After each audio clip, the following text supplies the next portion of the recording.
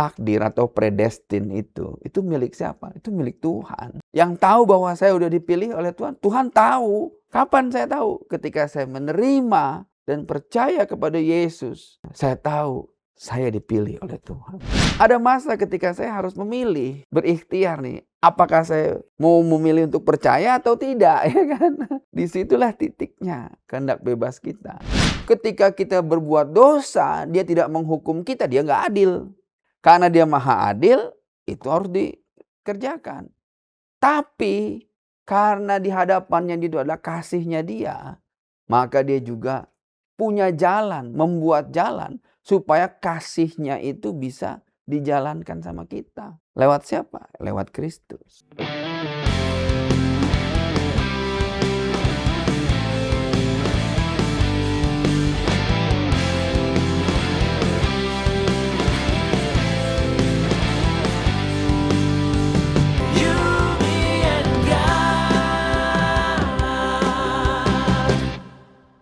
Salam God Lovers, senang sekali saya Pendeta Heru Tribudianto kembali menyapa Anda dalam Diaspora TV Talk Show, ruang dialog iman, akal sehat, dan pergumulan manusia di hadapan Tuhan.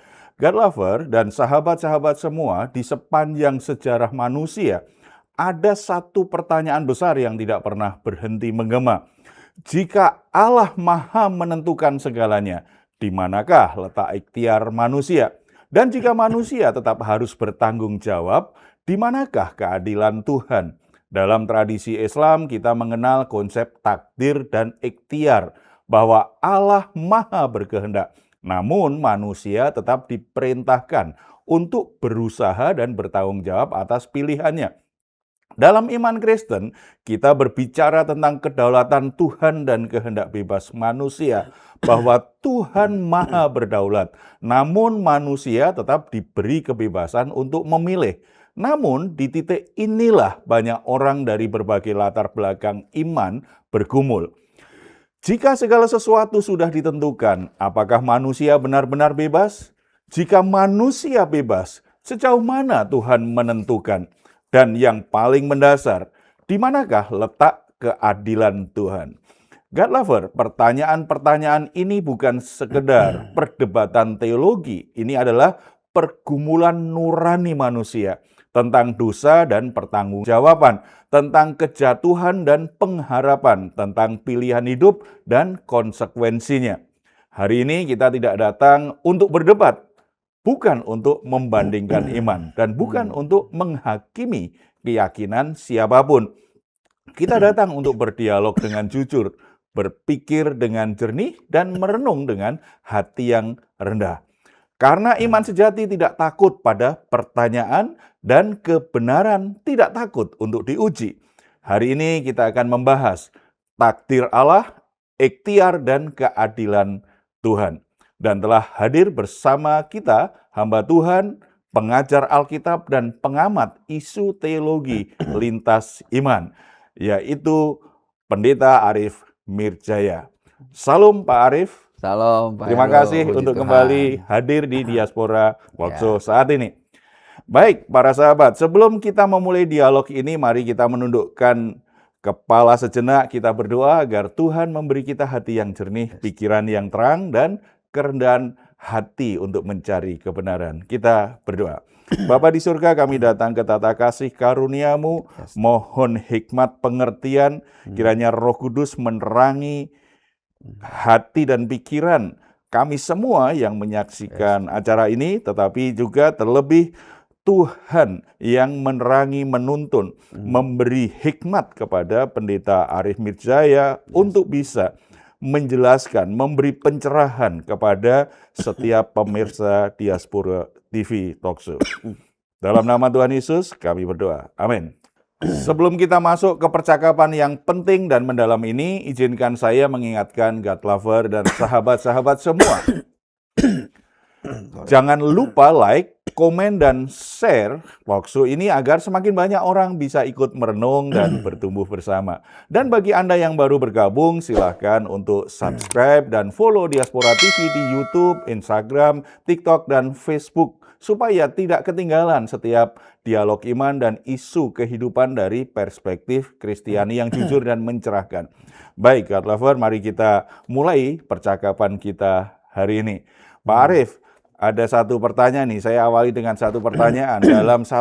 Dalam tradisi Islam itu kan dikenal konsep besar tentang takdir dan ikhtiar, bahwa Allah Maha menentukan, namun manusia tetap diperintahkan untuk berusaha dan bertanggung jawab. Demikian juga kan dalam iman Kristen, bagaimana hubungan antara kedaulatan Tuhan dan kehendak bebas atau free will manusia itu kan juga diajarkan. Apakah keduanya bertentangan, sejalan, atau sebenarnya justru saling melengkapi? Bagaimana, Pak?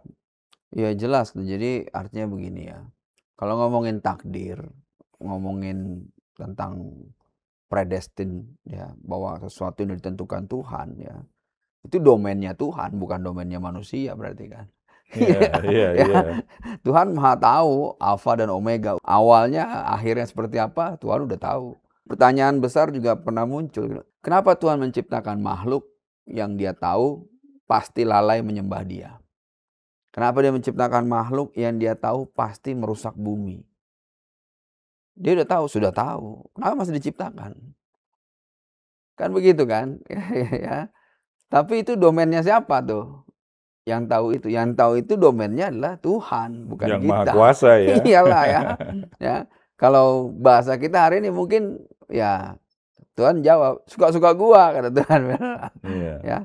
Tapi saat bersamaan Tuhan nggak pernah menciptakan kita manusia sebagai robot. Ya. Robot yang suka-sukanya Tuhan itu maunya manusia itu A, manusia B, manusia C misalnya. Ya, Tuhan nggak nyiptain itu. Ya. Kalau Dia bisa begitu, bisa nggak Dia bikin semua manusia itu taat? Nggak jatuh dalam dosa. Bisa nggak? Bisa. Ya kan? Kalau Dia mau mengampuni semua manusia tanpa pertobatan, bisa nggak? Bisa. Ya. Tapi sekali lagi buat apa? Kembali ke hakikat kenapa Dia menciptakan kita. Ya. Sesuatu yang kita punya yang tidak dipunya oleh makhluk lain. Apa itu? Kehendak bebas, free will. Ya. Jadi kita diminta untuk mengambil sikap. Kita didesain atau diciptakan dengan yang kita sebut sebagai kehendak. Ya, kehendak bebas. Kita tidak diciptakan sebagai robot. Nah, kita diciptakan untuk bisa memilih. Ya, mau pilih A, pilih B, pilih C, terserah. Ya, nggak ada paksaan. Tapi Tuhan menjelaskan sama kita. Kalau kamu pilih A, ada konsekuensinya. Pilih B, konsekuensinya hidup. Ya. Nah, di Alkitab kita pernah baca, aku perhadapkan kepadamu langit dan bumi, berkat dan kutuk, hidup dan kematian. Tuhan bilang apa? Pilihlah hidup, kata Tuhan. Ya. Tapi apa yang kemudian manusia buat? Manusia mencoba ngambil jalannya sendiri dan memilih kematian ternyata. Ya. Padahal nih secara substansi Tuhan udah ngasih arahan, rancanganku adalah rancangan damai sejahtera. Dari semula itu, ya kan? Ya. Tapi apa yang terjadi? Manusia karena merasa dia punya hak untuk memilih kehendak bebas tadi ya, akhirnya dia memilih jalan yang lain. Ujungnya apa? Yang ujungnya adalah maut. Gitu. Kalau manusia memilih untuk taat, kalau dalam Kejadian ketika manusia jatuh ke dalam dosa, yang pertama kali disalahkan oleh Adam itu adalah Hawa. Yang disalahkan oleh Hawa adalah ular. Kenapa? Ya, karena katanya si ular itulah yang mengatakannya, yaitu si iblis ya. Padahal yang ngambil buah terlarang itu tangannya iblis apa tangan manusia? Nah itu.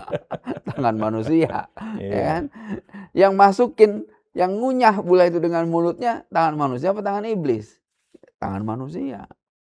Ya, tapi kita cenderung menyalahkan iblis ya. Ya mau buang badan ya. Nah, disitulah kemudian kita nggak pernah lepas dari konsekuensinya. Pilihan bebas seperti itu ya. Kalau kita mau berbuat sesuatu ya, Tuhan kasih kita kebebasan. Tapi sekali lagi ya, bahwa ya kita nggak pernah bebas dari konsekuensinya. Gitu ya. Begitu juga dengan agama. Ya, ada ayat tertulis la ikraha fiddin, nggak ada paksaan dalam agama. Ya. Qad tabayyana rusdu minal ghayy. Faman yakfur bitaghut wa yu'min billahi faqad istamsaka bil urwati wusqa la infissama laha wallahu samiun alim. Kalau kamu ikut tagut ya kamu kekal. Tapi kalau kamu berpegang pada ikut Tuhan, kamu udah berpegang pada simpul yang kokoh katanya. Ya. Kita disuruh memilih, itu aja kita disuruh memilih. Gitu. Jadi justru ketika Tuhan memberikan sesuatu yang enggak dia kasih kepada semua makhluk lainnya. Apa itu? Kehendak bebas. Malaikat punya? Enggak punya. Malaikat enggak punya kehendak bebas. Malaikat itu syaratnya satu aja, taat. Ada nggak malaikat yang nggak taat? Ada. Ibnu Katsir bilang namanya Azazil, malaikat yang nggak taat itu. Azazil ini adalah Said al-Malaikat, penghulu para malaikat. Gelarnya adalah As-Sajid, tukang sujud katanya. Ya. Ar-Raki, ya, yang paling sering ruku katanya. Dia ini ya. Tapi karena dia menolak perintah Tuhan, maka kemudian dia berubah menjadi ablasa atau iblis. Gelarnya adalah ablasa mirahman, yang melampaui batas dan kehilangan rahmat. Itulah si iblis. Gitu. Kalau ditanya apakah Tuhan menciptakan setan? Di mana Tuhan menciptakan setan? Ya. Makanya di Alkitab kita dijelasin. Apa itu dosa? Dosa itu ketika ya, kita memilih untuk melawan firman Tuhan. Pilihan kita, pilihan kita. Ya. Setiap orang dicobai oleh keinginannya sendiri. Ya. Dan ketika itu sudah berbuah, dia menghasilkan dosa, menghasilkan maut katanya. Ya. Jadi upah dosa adalah maut. Makanya si Azazil harus keluar dari kemuliaan Allah juga. Harus keluar dari hakikatnya Allah juga. Keluar, dia nggak bisa lagi menyatu. Ya. Karena dia melanggar kodratnya dia.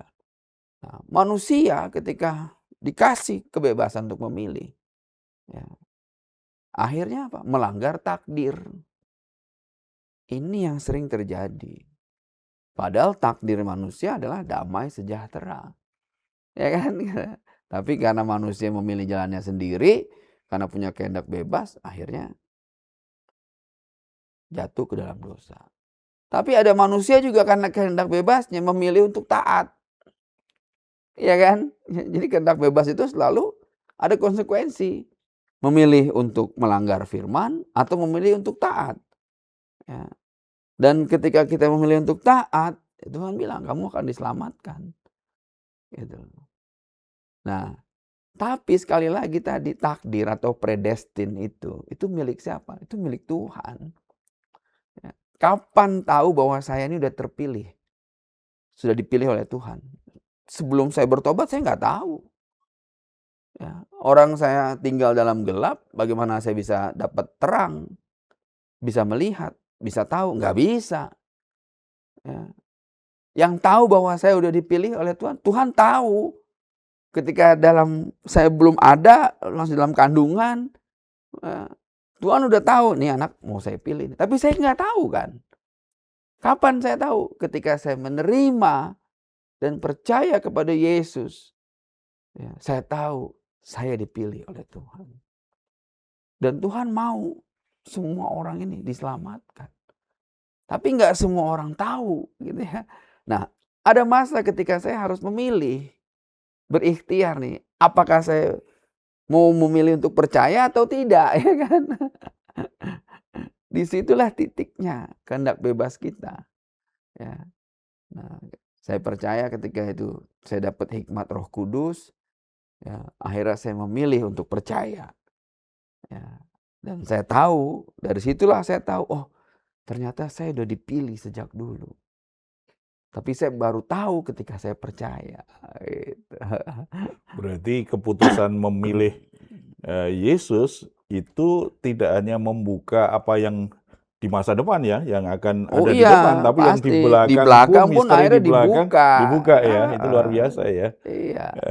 Pak Arief, ada banyak saudara muslim itu bertanya, jika segala sesuatu sudah tertulis di Lahul Mahfuz, Lauh termasuk mahfuz. Lauh dosa, mahfuz. kejahatan, dan manusia, di manakah letak keadilan Tuhan ketika manusia tetap harus mempertanggungjawabkan perbuatannya? Kan semua sudah tertulis, jadi kenapa harus tanggung jawab? Loh Gitu aja ya. iya, tapi kan manusia yang memilih sendiri untuk berbuat dosa.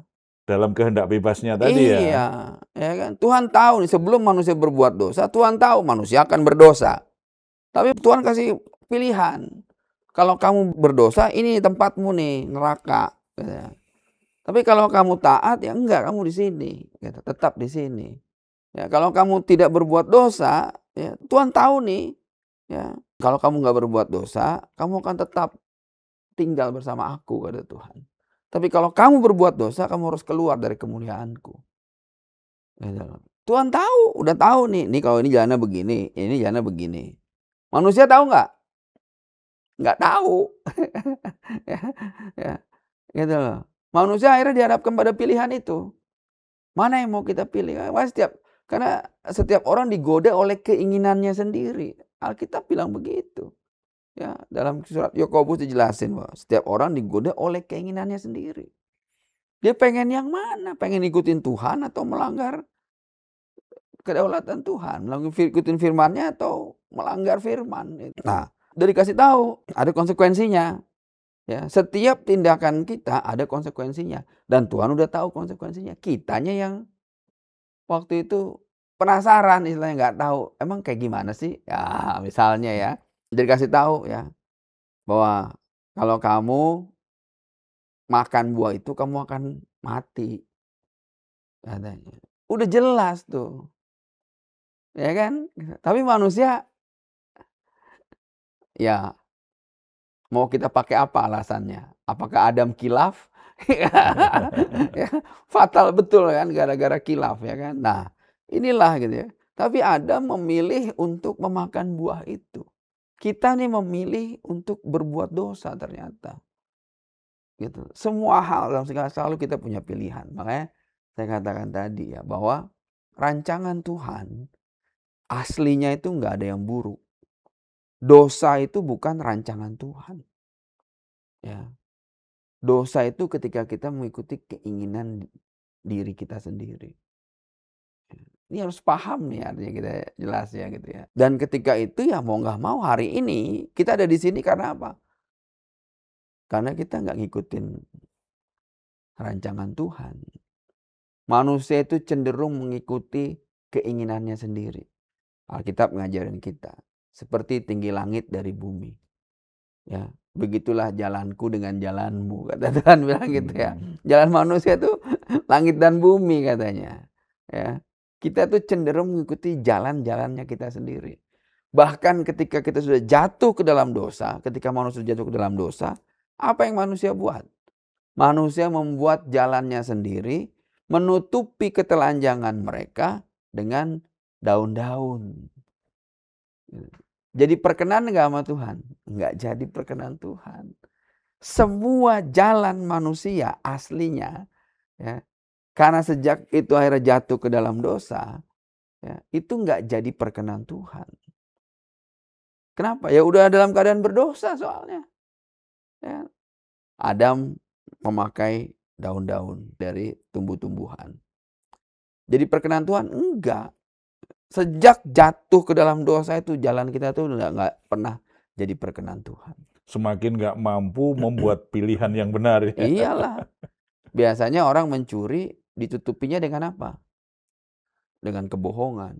Jadi dosa biasanya ditutupi juga dengan dosa. Ya. Jadi akhirnya kita makin jauh dari Tuhan. Pelan-pelan makin nggak jelas sama Tuhan. Itulah kecenderungan manusia akhirnya. Ya. Jadi karena keputusan atau pilihan berdosa itu dari dirinya, dia harus bertanggung jawab dengan apa yang dia pilih gitu ya. Betul ya gitu. Sementara Tuhan sebenarnya sudah ungkapkan tuh, kamu pilih Sudah. ini, hasilnya ini, akibatnya ini, kamu pilih ini, Ah, itu kan sudah diungkapkan ya. iya. Oke, jadi kehendak bebas itu kalau kita nggak bijak memang akan menjerumuskan hidup kita, membuat kita menuju jalan kebinasaan. Kalau di Yohanes pasal 17 ayat 12 itu kan di terjemahan Indonesia kita membaca frase yang telah ditentukan untuk binasa. Namun kalau di teks Yunani itu kan digunakan ungkapan eh, yang secara literal ini artinya anak kebinasaan. Hmm. Jadi apa arti frasa ini dalam bahasa aslinya dan bagaimana seharusnya kita memahami teks ini, Pak Arif?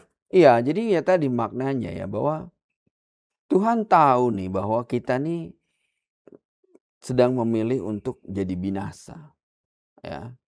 Konsekuensinya ketika kita nih, nenek moyang kita dulu berbuat dosa, kita semua ada dalam keadaan menuju kebinasaan.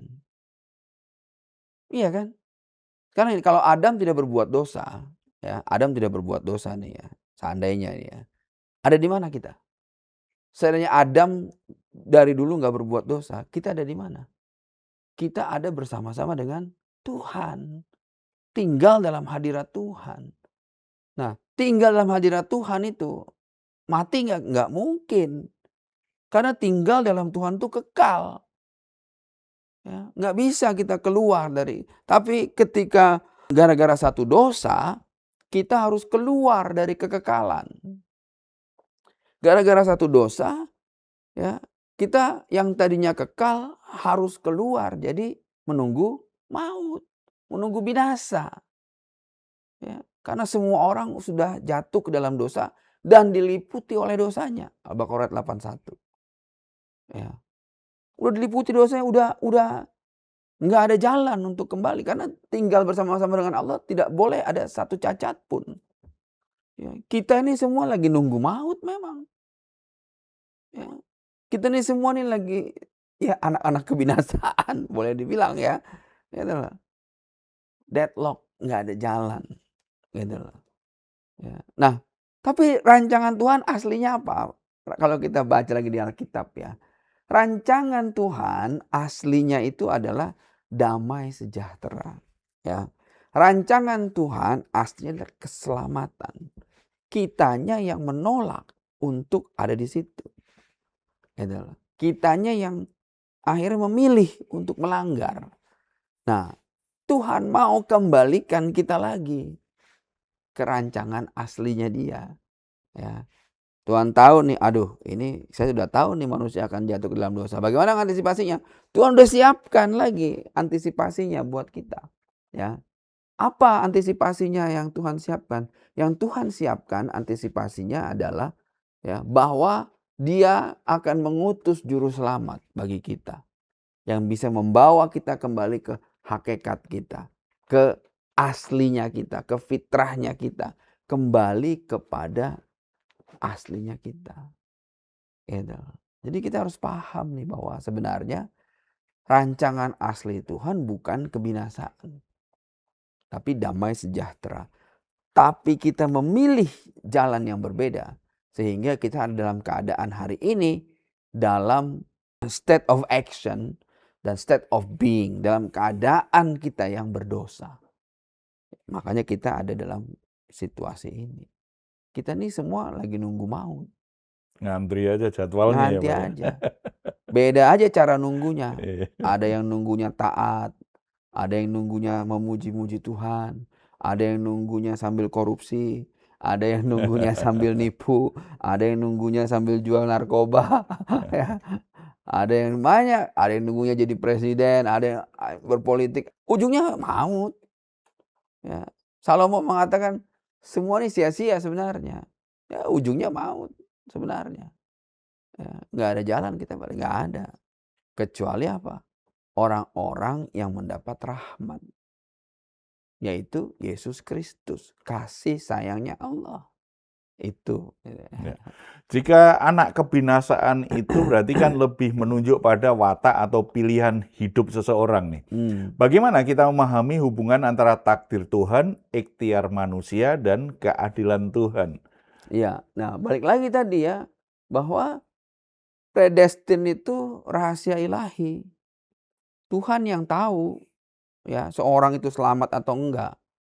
Ya, tapi kita tahu dari kitab suci bahwa Tuhan aslinya mau semua orang selamat. Ya. Dan dia tidak berubah tuh, tetap setia dengan takdirnya dia, dengan janjinya dia, bahwa dia mau semua orang selamat. Gitu loh. Makanya kemudian dia menugaskan anaknya yang tunggal sebagai juru selamat. Nah, makanya kemudian anaknya yang tunggal itu yang jadi juru selamat menugaskan kita juga. Untuk apa? Mengabarkan kabar keselamatan ini.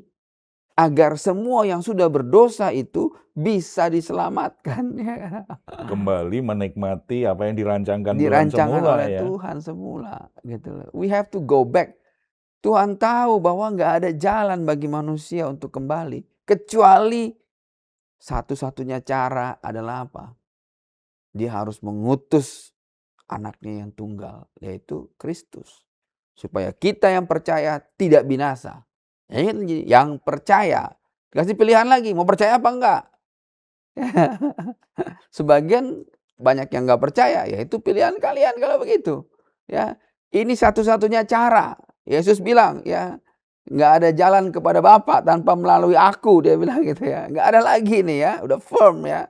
Mau percaya apa enggak? Gitu. Kalau enggak ya itu pilihan kalian lagi. Gitu loh. Ini yang terjadi hari ini gitu. Makanya tugas kita menyampaikan kepada mereka supaya mereka jadi percaya dan bisa diselamatkan. Jadi ada pilihan yang terpenting nih dalam hidup kita sebagai manusia ya.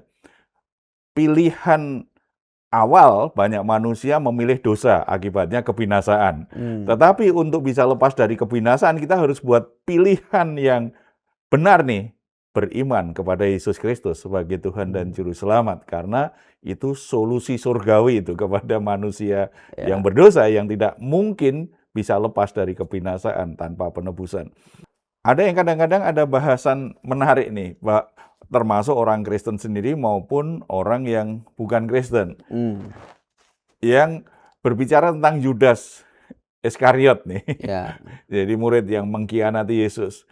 Nah, jika Yudas itu memang sejak awal sudah ditetapkan untuk mengkhianati Yesus, apakah pengkhianatannya masih bisa disebut sebagai dosa? Dan apakah penghukumannya masih bisa disebut adil? Bahkan ada yang membuat narasi yang menyesatkan mengatakan Yudas ini pahlawan ini. Gimana menurut Pak Arief nih? Ya, kalau seandainya bukan Yudas, pasti ada orang lain yang mengkhianati Yesus. Banyak juga. Ya.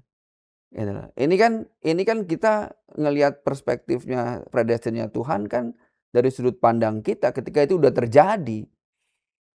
Iya toh, saya tanya sekarang, apakah Tuhan menciptakan iblis? Kan itu lagi balik jadi pertanyaannya kan? Iya. Ya, apakah Tuhan memang merancang agar ada si iblis yang memberontak? Yudas mah ecek-ecek lah, iblis lah. Misalnya nih ya. Apakah Tuhan merancang itu? Tidak ternyata. Ya, tapi Tuhan memberikan kehendak bebas. Nah, dia tahu malaikat tidak punya kehendak bebas. Hanya satu aja, taat. Tapi ketika malaikat memberontak, konsekuensinya apa? Ya harus keluar. Gitu loh. Nggak bisa tuh, ada di situ gue bilang. Tuhan tahu gitu. Ya, aku udah bilang nggak bisa ada di situ. Ya, nggak bisa gitu loh. Tuhan tidak pernah menciptakan iblis. Jadi iblis datang dari mana? Dari keinginan dirinya sendiri. Balik lagi kepada Alkitab. Ajarin kita. Ya. Dia diperdaya, dia digoda oleh keinginan sendiri dan berbuah dosa. Dan ketika udah matang itu menghasilkan maut. Maut lah si iblis itu. Gitu ya. Nah, sebelum itu kita nggak tahu tuh apa yang terjadi. Karena kitab suci kita tahu bahwa malaikat itu memberontak menjadi iblis. Ya, ini Judas belum ada nih istilahnya nih ya. Jadi kita udah tahu apakah Tuhan menciptakan iblis. Iblis saja Tuhan nggak ciptakan. Apakah Tuhan yang menentukan Judas untuk mengkhianati Yesus? Ya. Ini lagi kita paham nih ya. Kalaupun Judas waktu itu nggak lahir, mungkin ada yang lain ada di situ dan memang dia memilih untuk mengkhianati Yesus. Pilihannya sendiri Pilihannya sebenarnya ya. sendiri ya. Kan iblis ini ya, kita harus tahu para karakternya iblis ya. Ketika tahu bahwa manusia sudah jatuh ke dalam dosa dan Tuhan menyiapkan juru selamat, si iblis ini mau mencari tahu. Mereka nggak tahu rahasia ilahi. Ya. Karya penebusan itu karya ilahi. Ini satu dipahamin ya. Karya ilahi dan nggak ada yang tahu kapan dan gimana. Tapi Yesus ngasih clue. Yesus ngasih clue. Ya, anak manusia ya akan disesah, anak manusia akan dikubur, bangkit di hari ketiga. Mereka bingung semua nih, Yesus ngomong apa? Apakah Yudas tahu bahwa Yesus itu akan disalibkan? Kan pertanyaannya itu kan. Ya, kalau Yudas tahu bahwa dia akan disalibkan, wah kalau gitu saya lah kalau itu. Yudas pun nggak tahu, iblis pun nggak tahu. Apakah iblis tahu bahwa penyaliban itu, kematian Yesus itu adalah jalan keselamatan? Iblis pun nggak tahu. Ya. Buktinya apa? Dia bisikkan itu kepada Yudas, ya, buat mengkhianati Yesus. Itu datang dari iblis. Iblis bisikkan, khianati Yesus. Ya. Dengan keserakahannya dia. Serakahan datang dari mana? Dari iblis, bukan dari Tuhan. Ya. Dia pengen punya uang, punya harta. Iblis bisikkan, gitu. Khianati Yesus. Ya. Iblis pikir dengan cara begitu, iblis menang. Iblis nggak tahu skenario Allah lebih tinggi lagi. Gitu. Iblis bisikkan kebencian kepada orang-orang Yahudi, kepada ahli kitab. Ya. Salibkan dia, bunuh dia, kedengkian. Datang dari iblis pikir dia tahu skenario ilahi. Nggak tahu, apalagi Judas. Rancangan dan rencananya Tuhan dia nggak tahu. Jadi rencana penebusan dosa oleh Yesus itu pasti, itu dirancang Allah ya. Sudah pasti. Nah, tetapi siapa yang berkhianat itu ada seseorang yang memang buat pilihan untuk mengkhianati. Iya, dan iblis bekerja. Iblis pikir dia menang ketika Yesus dikhianati. Karena iblis juga nggak tahu skenario ilahi. Ya. Kalau dia bisa ngejorokin, menghalang-halangi kita kepada Tuhan, iblis akan berusaha nyari jalan menghalangi keselamatan. Ya, ini penting nih ya. Ya, iblis itu akan nyari jalan untuk menghalangi keselamatan. Satu itu. Kalau dia nggak berhasil menghalangi keselamatan, dia jorokin orang biar jatuh, biar nggak selamat. Ya, tapi ketika ada karya ilahi penebusan, dia juga nggak tahu. Skenario berlapis dari Tuhan. Iblis pikir dia menang. Ternyata zong. Iya. Kematian Yesus dipikir Justru dia menang. Kematiannya itulah yang memang Yesus sudah bilang ya. Aku berkuasa menyerahkannya dan mengambilnya kembali. Ya. Tidak seorang pun ya bisa mengambil nyawaku katanya. Nggak ada seorang pun. Ini penting nih kita Pak. Ini kita sebenarnya nggak bahas di sini ya. Tapi jadi penting kita karena Yesus bilang tidak seorang pun mengambilnya dariku katanya. Nggak ada yang punya kuasa ngambil nyawanya dia, nggak ada. Ya, makanya saudara-saudara yang muslim berdebat. Mati dia, enggak mati dia. Siapa yang mematikan dia? Wah, berdebatlah ya. Karena Yesus bilang tidak seorang pun mengambilnya dariku kata dia. Tapi harus mati prosedurnya by the law. Menurut hukum Allah, ya, anak domba itu harus mati. Dia harus menggenapi hukum itu. Tertulis dalam kitab nabi-nabi. Ya, by the law, dia harus mati. Ya, tapi secara hakikat, Yesus bilang, tidak seorang pun mengambil dariku. Ya, jadi gimana? Iya. Begitu. Menggenapi rencana Tuhan tadi. Iya, harus terjadi gitu ya. Nah, kembali pada tentang kebebasan manusia ini. Dalam iman Kristen, mengapa Tuhan memilih memberi manusia kebebasan untuk memilih tadi? Jadi setiap orang diberi kebebasan untuk membuat pilihan. Padahal dalam kemahatauannya Tuhan kan mestinya tahu manusia bisa jatuh dalam dosa. Lalu apa makna kebebasan ini dalam relasi kita dengan Tuhan? Relasi kita sebagai manusia dengan Tuhan, apa maknanya? Nah, ini kita kembali lagi ke Alkitab, memahami ini. Dalam kitab Nabi Yesaya disebutkan, yang kuciptakan untuk kemuliaanku, kata Tuhan. Wah, ini dahsyat. Banyak orang nggak tahu alasan kenapa Tuhan menciptakan manusia. Jawabannya pasti, untuk memenuhi bumi, untuk berkuasa terhadap hewan-hewan. Emangnya kita diciptain untuk melihara kebun binatang, berkuasa pada hewan-hewan dan tumbuhan, atau ke botanical zoo gitu, berkuasa begitu. Lebih dari itu salah satu tugas iya. Tapi substansinya, hakikatnya, kenapa Allah nyiptain kita? Ini banyak orang nggak tahu nih akhirnya. Makanya muncul pertanyaan-pertanyaan yang kayak begini karena nggak ngerti substansi dari penciptaan. Doktrin yang lama dulu yang saya pelajari disebutkan ya, wa ma khalaqtul jinna wal insa illa ya'budun, dan tidak kuciptakan jin dan manusia kecuali untuk menyembahku, katanya. Seolah-olah Tuhan itu ya digambarkan itu harus sosok yang perlu disembah. Sosok Tuhan itu yang gila hormat, harus disembah. Ini ngeri ya kalau kita bilangin gitu. Ya, kita nih diciptain tuh cuma satu aja untuk nyembah Dia. Nggak ada lagi alasan yang lain. Kurang kerjaan nggak Tuhan nyiptain kita hanya untuk nyembah Dia? Hah? Padahal Dia tahu kita pasti lalai menyembah Dia. Iya kan? Gitu. Apakah gunung-gunung batu pernah lalai menyembah Dia? Enggak pernah. Apakah bintang-bintang, planet-planet lalai? Enggak pernah. Malaikat enggak pernah. Tapi kenapa Dia nyiptain sesuatu yang Dia tahu pasti lalai menyembah Dia? Tapi diwajibin kecuali untuk menyembah Dia. Wah, ini ternyata enggak begitu. Kenapa begitu? Ya, kalau kita hanya diciptakan untuk menyembah Dia, Tuhan kita gila hormat. Ya, ngapain nyiptain lagi satu makhluk lagi yang Dia tahu pasti lalai?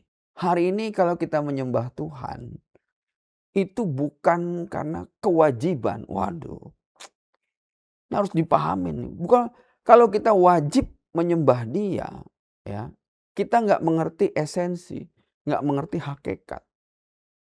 Kita di kekristenan diajarin, kenapa kita menyembah Dia? Karena kita perlu hubungan dengan Dia.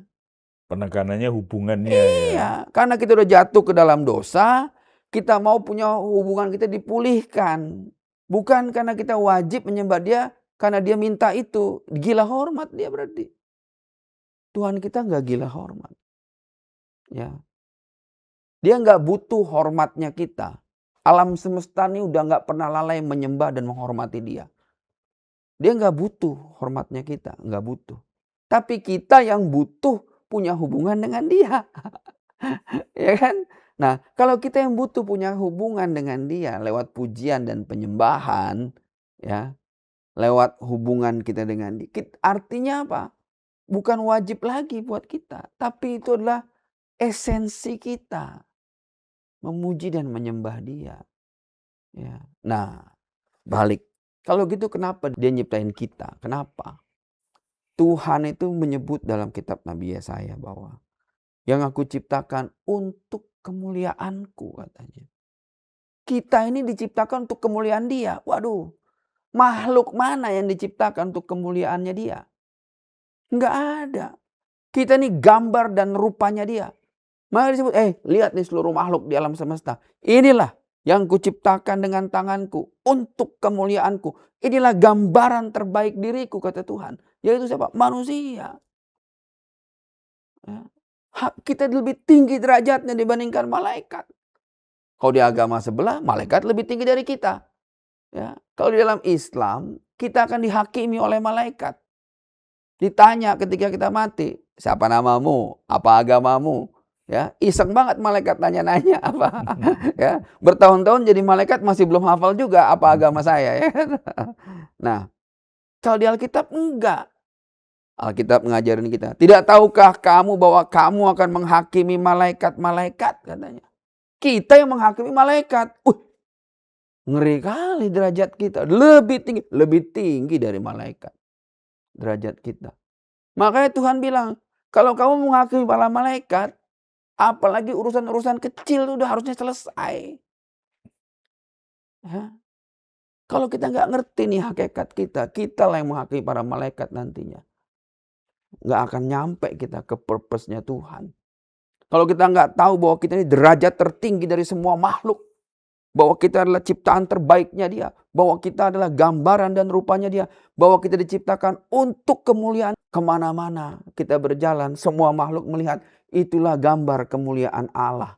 Waduh, itu dahsyat Pak Heru. Ya. Tapi sayangnya kita nggak tahu ini, makanya kelakuan kita kayak setan. Iya. Karena kita nggak tahu hakikat kita. Ya. Takdir kita adalah takdir ilahi, gambar kemuliaan Allah. Ya. Banyak orang nih masih tinggal dalam gelap. Boro-boro tahu statusnya dia. Nggak tahu bahwa dia masih tinggal dalam gelap. Nggak tahu apa-apa.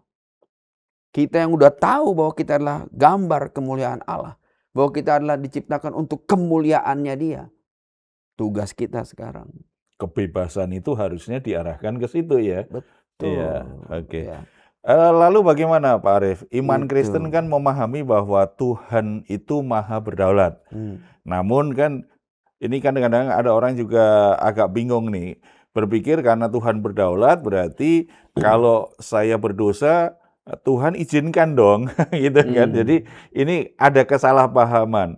Mestinya ini nih, tapi nanti Pak Arief jelaskan. Tuhan yang maha berdaulat itu bukan menjadi sumber kejahatan dan dosa, karena kejahatan dan dosa kan pilihan manusia sendiri dalam kehendak bebasnya. Nggak berasal dari Tuhan. Iya. Iyalah. Jadi begini ya, manusia itu egois. Ya kan? Egoisnya apa? Ketika kita berbuat dosa, kita bilang itu kehendak Tuhan. Tuhan izinkan.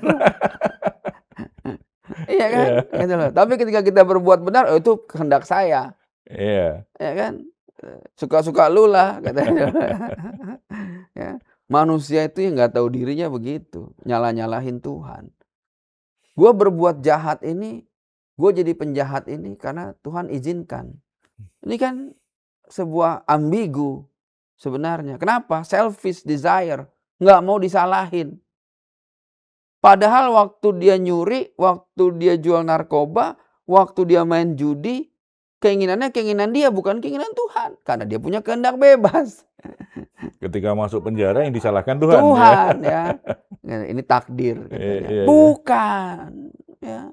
Ya mungkin ini jalannya Tuhan. Tuhan itu jalannya rancangannya damai sejahtera. Dikasih jalan yang enak, yang bagus, lu milihnya jalan terjal. Kayak tadi Tuhan bilang. Aku perhadapkan kepadamu berkat dan kutuk, hidup dan kematian. Tuhan bilang apa? Pilihlah hidup.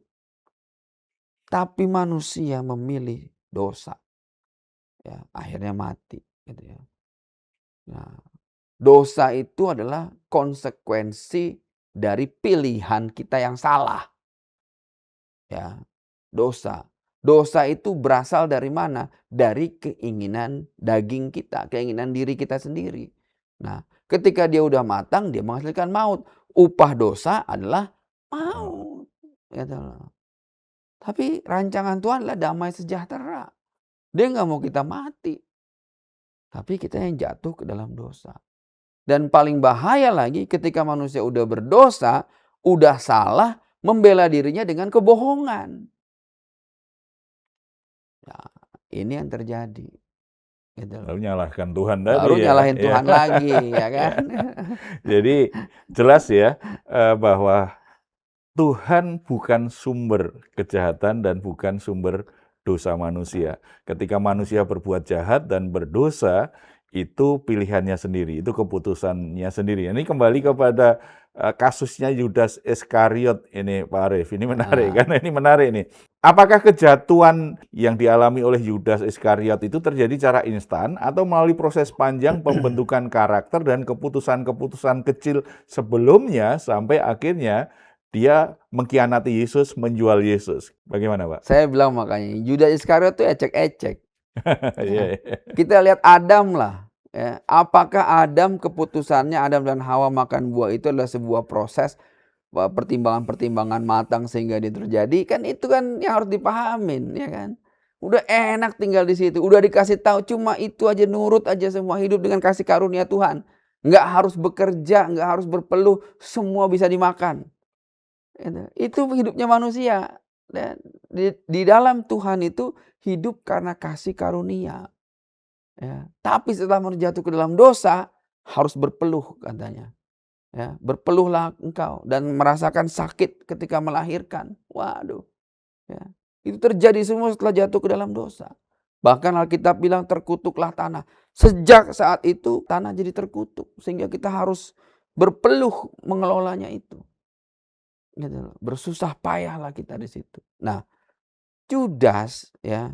Kalau ngomongin karakter, semua karakter 12 rasul menurut Yesus itu semua lagi diproses dan nggak ada yang benar. Bermasalah semua sebenarnya Iya, orang-orangnya ya. sampai Yesus ditangkap, semua kabur, Iya. semua menyangkal. Ya, saya tanya sekarang, apakah Judas menyangkal Yesus? Satu-satunya yang tidak menyangkal Yesus adalah Judas. Bahkan dia mencium Yesus. Nanti ya, yang kucium itulah dia katanya. Ya, jadi semua orang Farisi, semua ahli kitab tahu bahwa Judas ini mengenali Yesus. Ya. Tapi ketika sahabat-sahabatnya yang lain, muridnya yang lain ditangkap, ada yang bilang, kamu juga nih anggotanya. Oh enggak, saya enggak kenal dia. Semua menyangkal pernah bertemu dengan Yesus. Ya. Jadi ini hati-hati nih ya. Ya. Ada orang yang sok-sok kenal, sok dekat, merasa sangat dekat dengan Yesus. Wah, luar biasa dia dekat dengan Yesus ya. Ujungnya adalah maut. Gitu. Ujungnya pengkhianat ternyata. Sama, beda pengkhianatannya ya. Iya, Judas gitu. menjual, yang lain Nah, meninggalkan Yesus. bedanya apa dengan yang lain?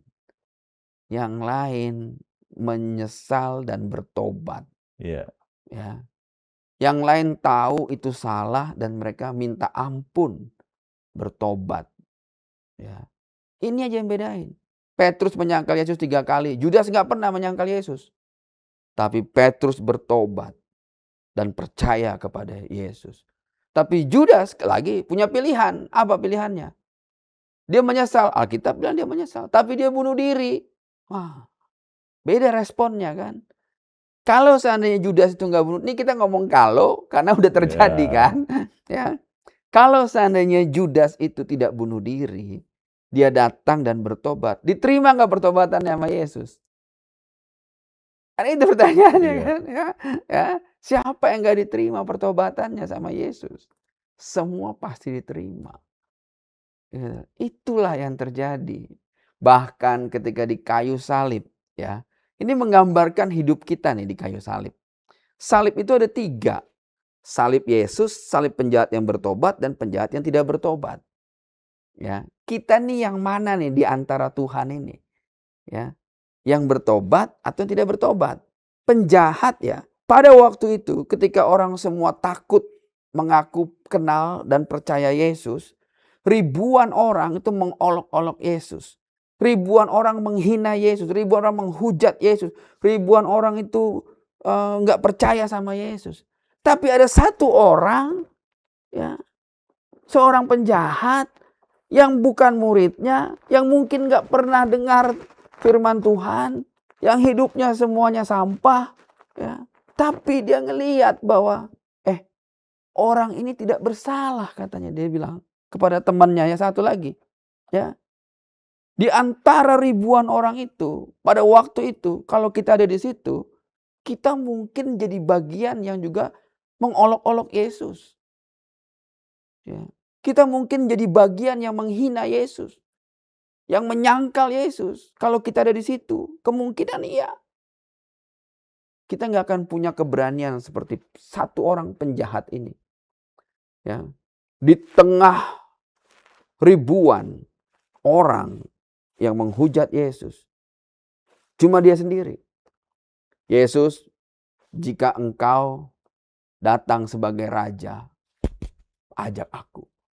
Yang lain menghina dia. Oh, itu raja Yahudi katanya dilemparin.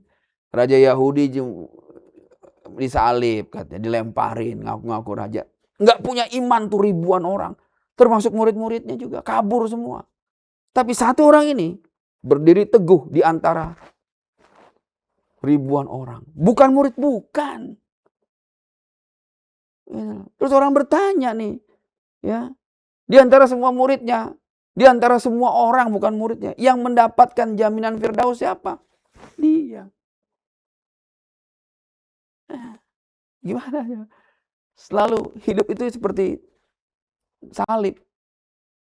Kita mau pilih against all odds, ya, percaya dengan iman kita, atau ikutin arus mainstream besar yang menyangkal Yesus.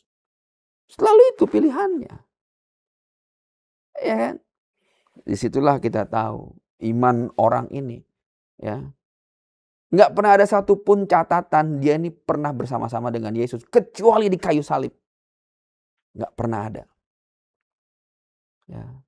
Nggak pernah lihat dia mujizat Yesus, apalagi ngalamin mujizat. Petrus sudah lihat, sudah ngalamin, tinggal bersama dengan Yesus. Ya, ngelihat orang disembuhkan, orang mati bangkit. Dia ngelihat semua hal. Tapi orang ini enggak. Ya. Murid-murid yang lain belajar dari pengajaran-pengajaran Yesus. Dari kitab-kitab perjanjian lama, dari kitab para nabi. Tapi orang ini enggak. Kita mau tanya sekarang. Jadi kita selalu punya pilihan mau gimana. Dan orang inilah yang mendapat jaminan Firdaus. Pertama kali dari antara semua yang hadir, semua yang ada di dunia. Dialah yang pertama. Ya, pada saat penyaliban. Makanya saya bilang Yudas Iskariot cerita ecek-ecek. Sekarang ini yang nentuin ini siapa? Apakah dia tahu bahwa hari itu juga dia akan ada di Firdaus? Dia nggak tahu. Apakah dia tahu bahwa dia akan diselamatkan? Dia nggak tahu. Lalu seandainya dia udah di Firdaus, malaikat akan bertanya sama dia, siapa namamu? Ngapain lu di sini? Apakah kamu pernah mendengar Yesus berkhotbah? Belum. Apakah kamu sudah memberi diri dibaptis? Belum. Apakah kamu ikut pelayanan sama Yesus? Belum. Ya. Apakah kamu sudah mendoain orang sakit? Belum. Apakah kamu udah ngalamin mujizat? Ya, inilah mujizatnya. Saya dijamin sama bos ente di Firdaus. Iya. Ya, kadang-kadang orang terlalu fokus pada sikap perilakunya Yudas Iskariot, lupa bahwa mungkin kita bisa tergoda dan terjebak mengikuti kelakuannya, gitu ya. Karena itu mewakili kegagalan orang membuat pilihan.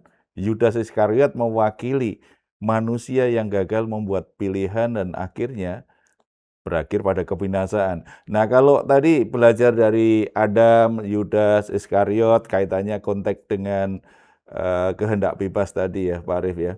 Apa peran keserakahan, kemunafikan, dan kompromi batin dalam membentuk seseorang sehingga secara perlahan ini menjadi anak kebinasaan. Jadi hidupnya justru semakin jauh dari Tuhan, dikuasai dosa sedemikian rupa. Ya, sekali lagi ya, karakter. Kita nggak bisa fokus itu peran kemunafikan. Bukan, ya. Kemunafikan itu karakter kita. Ya. Hal-hal yang tadi itu semua karakter kita. Munafik semua. Petrus juga orang yang munafik. Ya. Tapi sekali lagi kita dikasih pilihan. Pilihan gitu loh. Ya. Penjahat yang di kayu salib, 2 orang itu punya pilihan. Ya. Udah di kayu salib mau nyangkal Yesus atau mau nerima Yesus gitu. Itu pilihan.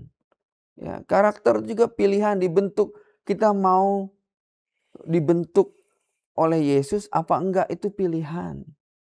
Mau percaya nih. Kita tuh ibaratkan tadi penjahat yang mati di kayu salib bersama Yesus. Itu 2 penjahat itu menggambarkan kita, diri kita. Ya. Dua-duanya pendosa. Dua-duanya pasti mati.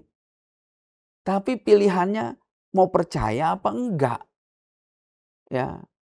Kalau kita pelajarin tuh peristiwa salib tadi ya. Ada 7 fase pertobatan yang dilewatin oleh si penjahat ini. Ya. Apa aja? Yang pertama, pertobatan di dalam perjanjian lama itu suf, berbalik. Ya, suf. Tadinya dia nggak punya keinginan untuk mengenal Tuhan, dia jadi berbalik, pengen tahu Tuhan. Tuh satu. Nah, yang kedua ya, pertobatan itu apa? Takut akan Tuhan. Kita udah berbalik, tadinya kita nggak takut Tuhan, menjadi takut akan Tuhan. Penjahat ini bilang ke temannya, tidakkah kamu takut? Takut akan Allah katanya. Ya. Dia ingetin temannya, karena temannya yang satu udah sama-sama di kayu salib, masih mencemooh Yesus. Ya. Temannya si penjahat yang bertobat dia bilang, tidakkah kamu takut akan Allah? Ya, diingetin tuh. Kalau kita nggak takut sama Allah, ya binasa pasti. Iya kan? Itu pilihan tuh, sama tuh di hadapannya tuh. Ya, karakter kita mau kayak gimana? Mau takut akan Allah apa enggak? Satu. Nah, yang kedua dia bilang apa? Kita selayaknya disalib. Tapi orang ini tidak bersalah katanya. Apa? Mengaku dosa. Ya, udah takut Tuhan, kita mengaku dosa. Gitu ya. Nah, yang keempat apa? Metanoia. Merubah cara berpikir kita. Dia berubah cara berpikir. Tadinya dia nggak percaya, dia menjadi percaya kepada Yesus. Ya. Dia bilang apa? Orang ini tidak bersalah. Gitu. Nah, iman percaya ya. Yang kelima, iman percaya. Dia bilang, Yesus, ajaklah aku bersama engkau jika engkau datang sebagai raja. Dia punya iman percaya. Sementara di depan dia itu, di hadapannya dia itu ribuan orang menghujat Yesus. Ya. Lalu di sampingnya temannya dia sendiri mengolok-olok Yesus. Ya. Tapi dia punya iman percaya. Ya. Ini karakter nih diproses di sini. Ya. Bukan sesuatu yang muncul kemudian, oh Judas sudah mempertimbangkan ini lama. Gini. Enggak. Diproses semua. Udah 3 tahun sama Yesus, masih berkhianat juga. Masih menyangkal juga. Masih semuanya menyangkal. Begitu. Nah, kita tahu ya, bahwa Yesus bilang, baptislah mereka dalam nama Bapa. Jadi syarat pertobatan apa? Dibaptis. Ya. Kapan penjahatnya dibaptis? Pertanyaannya kan itu akhirnya. Ya. Tapi Yohanes bilang, aku membaptis kamu dengan air. Tapi yang datang setelah aku akan membaptis kamu dengan roh dan api. Ada 3 baptisan. Baptisan air, baptisan roh, baptisan api. Nih.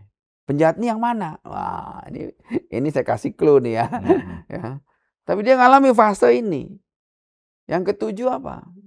Jangan berbuat dosa lagi. Yesus selalu bilang begitu ketika dia nyembuhin orang. Pergilah anakku, dosamu diampuni. Bangkitlah anakku, dosamu diampuni. Dan jangan berbuat dosa lagi. Dia ngalamin ini 7 fase pertobatan ini. Ya, karakternya tuh berubah di kayu salib. Salib itu merubah karakter dia. Gitu loh. Tapi di satu lagi, yang satu enggak. Jadi ada orang juga pakai salib, enggak berubah karakternya, banyak. Padahal nggak hanya satu yang dipakai tuh. Iya, gitu kan. Gitu. Pak Arief, ini bicara tentang keadilan Tuhan ini. Karena kan tadi pilihan-pilihan berdosa tadi ternyata konsekuensinya juga buruk bagi manusia aja. Apakah mungkin bahwa keadilan Tuhan justru paling nyata ketika ia membiarkan manusia menuai konsekuensi dari pilihannya sendiri? Ini pendapat Anda gimana? Iya, iya. Ya kan?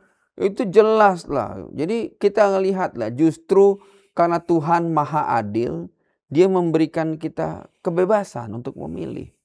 Ya. Nah, tapi Tuhan juga bilang, kamu nggak lepas dari konsekuensinya, tapi kalau kamu pilih taat, kamu hidup dalam kekekalan.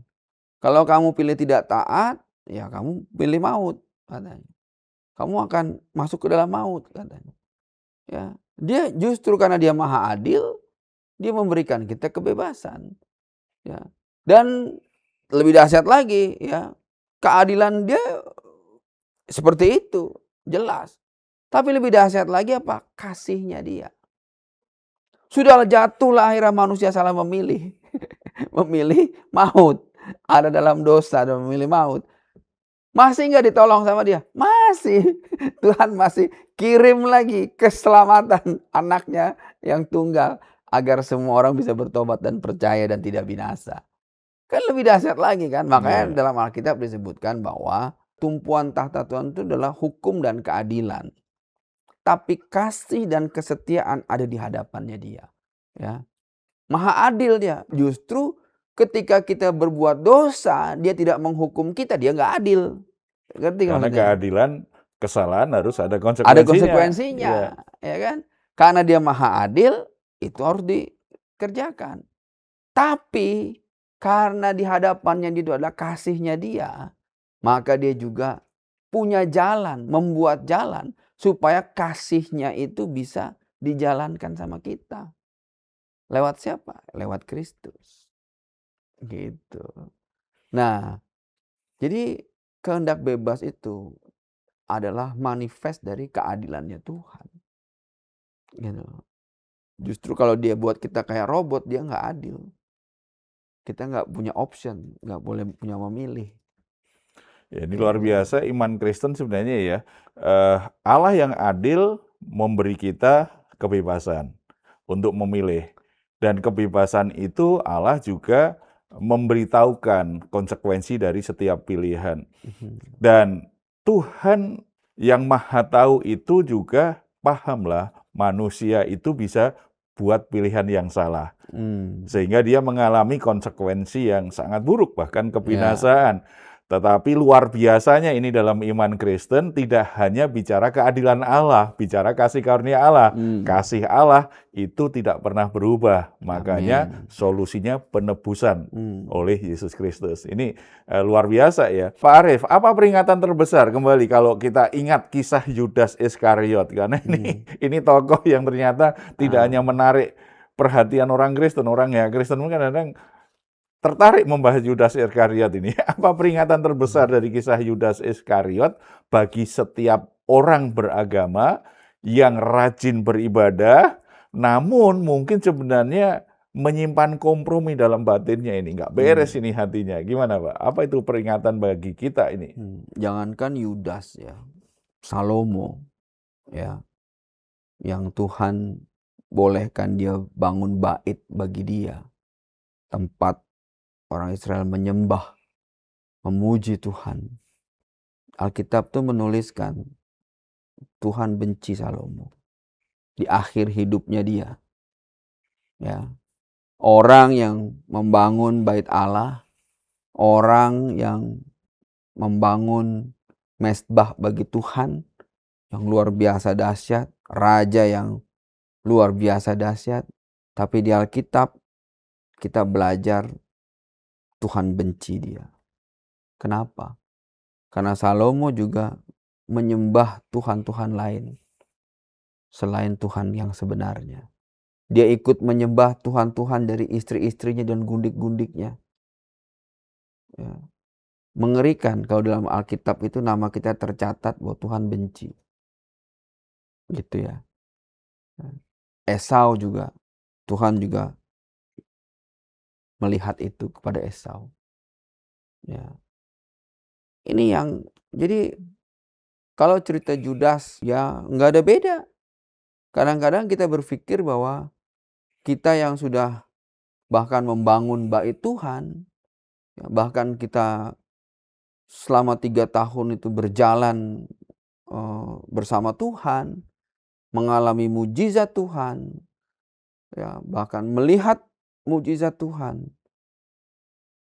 Ya hati-hati aja, karena setiap orang bisa digoda, dicobai oleh keinginannya sendiri. Jadi nggak waspada ya. Iya. Makanya Yesus bilang berjaga-jagalah, berjaga-jagalah. Ya. Jadi bukan tentang Judas, ada begitu banyak tokoh itu dalam Alkitab yang begitu hidupnya. Ya, karena apa ya? Karena nggak berjaga-jaga. Gitu loh. Tapi rasul-rasul yang lain ketika mereka tahu mereka salah, jatuh, kemudian bertobat, datang kembali lagi kepada Tuhan dan memberi diri mereka untuk Tuhan. Lihat bagaimana Petrus, Yakobus, kemudian Paulus dan seterusnya. Itu semua orang-orang yang juga semuanya itu punya karakter bermasalah. Bedanya apa dengan Salomo, dengan Judas, dan dengan Esau? Mereka mau selalu dirubah. Ya, bahasa di dalam Alkitab itu adalah bahwa kita harus serupa seperti Kristus, diubah. Berubah itu metamorf, ya, bermetamorfosis. Sampai kapan? Sampai kedatangan Yesus, ya. Ya, dibentuk terus, dibentuk terus, dibentuk terus. Kita tuh nggak punya standar rohani, kita tuh nggak ada. Ya. Salomo bisa jatuh, bisa, apalagi kita. Ya. Judas yang udah pelayanan sama Yesus, yang sudah melihat mujizat terjadi, bahkan orang kepercayaannya Yesus jatuh bisa, apalagi kita. Ya. Makanya penting untuk kita selalu ingat bahwa kita harus bermetamorfosis. Ya, harus mau dirubah, dibentuk, ya, dibentuk agar segambar dan serupa Kristus. Standarnya itu segambar dan serupa Kristus. Sampai kapan? Sampai kedatangan Yesus lagi. Ya, nggak tahu, jalani aja selama masih hidup Iya, ya. Jadi kalau ingat Yudas berarti jangan hanya bicara jaga hati, jangan sampai mengkhianati Tuhan. Tetapi sebaiknya juga ditambahkan tadi dari penjelasan Pak Arief, kita diingatkan sebenarnya bukan hanya jaga hati, koreksi hati. Jangan-jangan saat ini kelihatannya kita seperti Salomo ini. Kita begitu baik, begitu rohani, jangan-jangan hati kita juga kayak Yudas gitu ya. Nah ini lagi Pak. Lalu bagaimana supaya kita bisa menjaga hati? Kita tetap lembut hati, jujur, takut akan Tuhan walaupun tekanan hidup ini sangat kuat, sangat berat. Lalu ada tekanan ambisi yang ingin kita akhirnya juga menyimpang dari jalan Tuhan, ada godaan dunia yang ingin menjatuhkan kita. Bagaimana Pak Arief untuk menjaga hati bisa tetap seperti itu? Iya, ini dahsyat ya. Jadi ingat sebuah lagu lah, jagalah hati, jangan kau nodai. Ya, tapi betul ya, karena kita mengasihi Tuhan dengan segenap hati kita. Ya, nggak bisa itu jadi cuma sekedar jargon, lip service kita di gereja, lip service kita dalam kehidupan. Maknanya apa? Kita mengasihi Tuhan dengan segenap hati kita.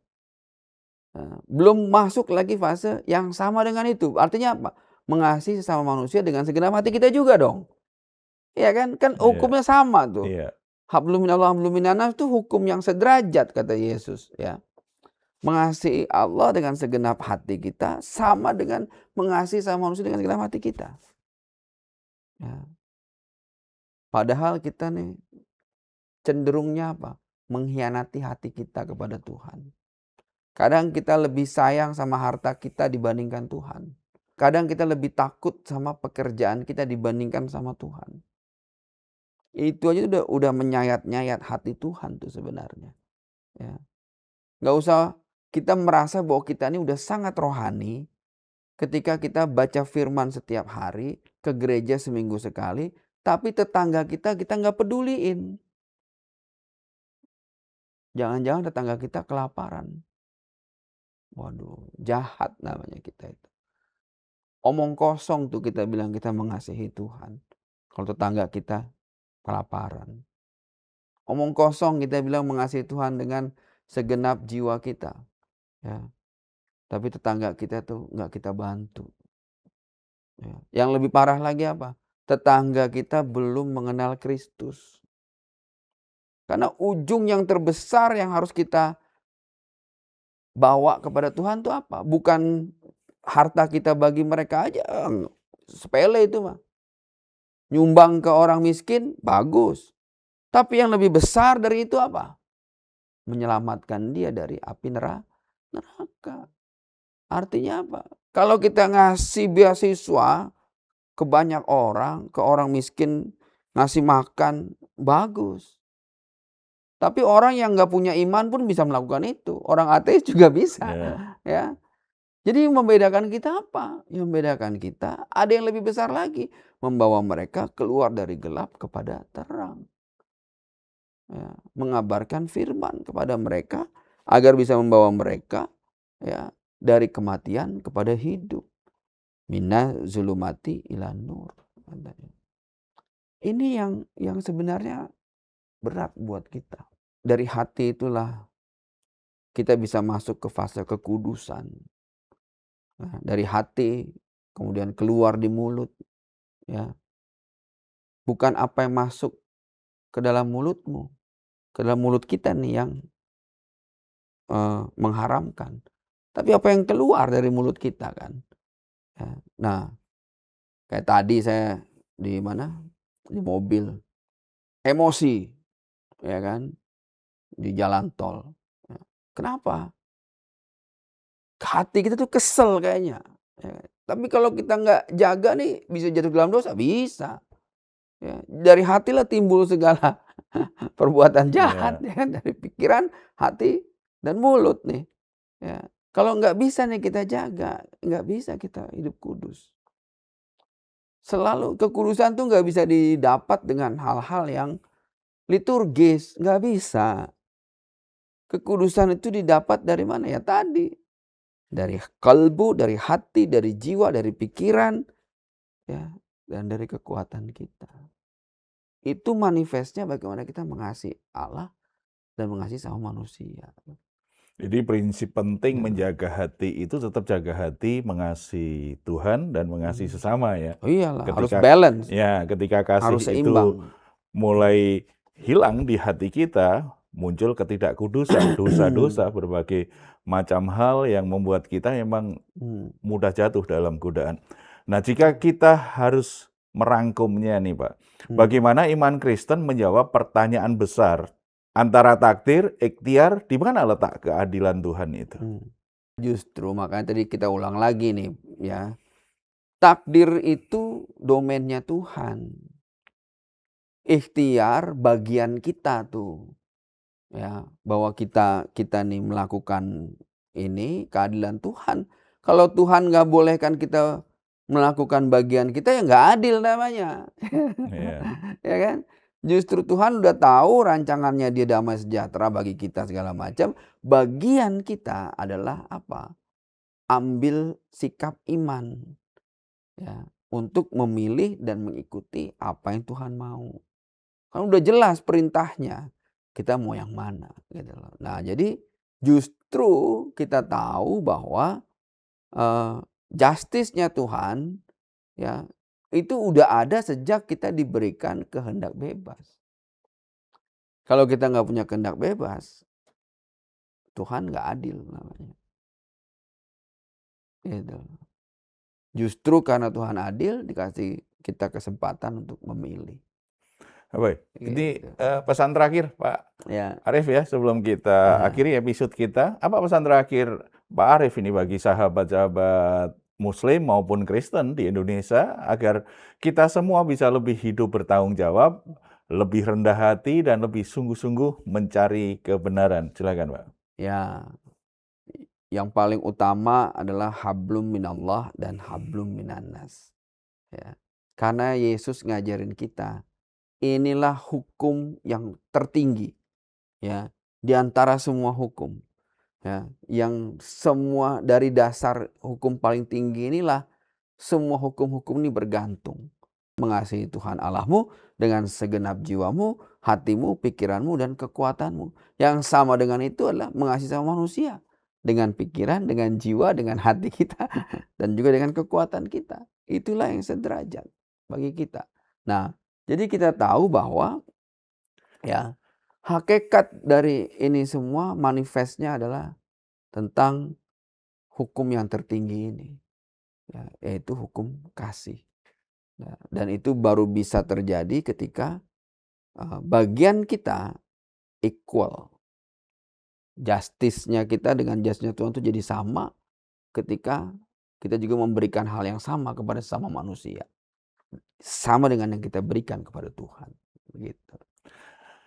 God lover dan sahabat-sahabat semua, hari ini kita telah belajar bahwa iman sejati tidak menyederhanakan misteri Tuhan, tetapi mengajarkan kita untuk hidup dengan rendah hati di hadapannya.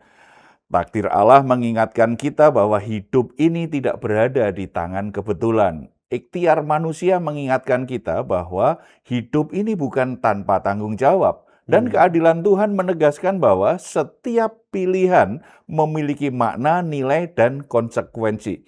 Iman Kristen mengajarkan kita bahwa Tuhan Maha Berdaulat, namun tidak pernah menjadi sumber kejahatan. Manusia diberi kebebasan, namun tidak pernah dilepaskan dari tanggung jawab. Di titik inilah kita diajak untuk tidak hidup dalam ketakutan akan takdir dan tidak hidup dalam kesombongan akan kebebasan. Kita diajak untuk hidup dalam ketaatan, kerendahan hati, dan kesadaran moral. God lover, kisah Yudas dan frasa anak kebinasaan mengingatkan kita bahwa kejatuhan rohani jarang terjadi secara mendadak, melainkan melalui kompromi kecil yang dibiarkan, hati yang perlahan mengeras, dan nurani yang makin tumpul. Karena itu, iman bukan sekedar soal keyakinan, tetapi soal cara hidup. Tuhan memanggil kita untuk menjaga hati, meluruskan niat, dan terus memilih kebenaran hari demi hari. Terima kasih kepada Pendeta Arif yang sudah memberi penjelasan dengan jernih, mendalam, dan membangun. Terima kasih juga untuk God lover dan sahabat-sahabat semua yang sudah menyimak dengan hati terbuka. God lover, jika dialog ini memberkati, jangan lupa untuk like, komen, dan share, agar semakin banyak orang bisa belajar berpikir lebih dalam, lebih jujur, dan lebih dewasa dalam iman. Dan bagi Anda yang belum subscribe dan follow Diaspora TV, kami mengundang Anda untuk bergabung bersama kami di YouTube, Instagram, TikTok, dan Facebook. Saya Pendeta Heru Tribudianto, pamit undur diri, tetap haus akan kebenaran, tetap rendah hati dalam berpikir, dan tetap teguh dalam kasih Tuhan. Tuhan Yesus memberkati kita semuanya.